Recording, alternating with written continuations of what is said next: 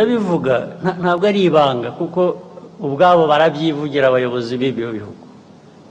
Nta kintu gishya nahimbye, ntacyo ndi buvuge gishaka abantu gukurikirana ngo ariko ibyo yavuze nibyo, cyangwa niba ushaka kumenya ko ari byo gitega amatwi wumve ibyo bakubwira bo ubwabo. Ntabwo rero twajya gushakisha ahandi.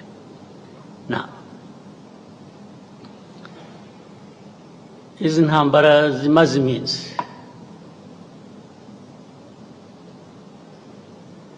icyambere nagira ngo rwose mbisubiremo mbivugira aha mwumva uzi ko wumva ko nshobora no kuba mbeshya ampakanye rwose ndishimana ntagira impaka.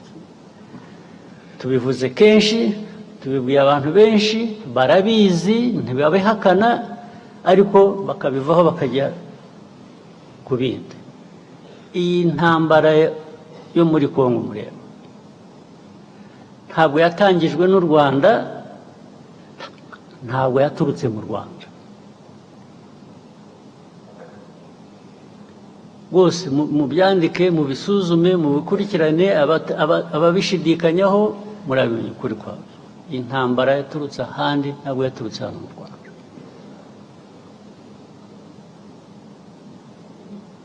Aho handi sinirwa mpasubiramo, narahavuze sinirwa nongera kuhasubiramo.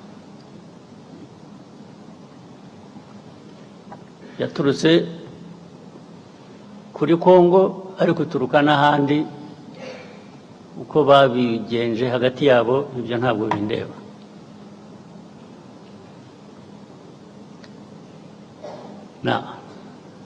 Ariko muri Kongo ikibazo u Rwanda rufitemo ni iki? Ikibazo u Rwanda rufite muri Kongo kijyanye n'interahamwe ziri hariya na politiki na ideology ishingiye kuri genocide, kandi bigahora iteka batunga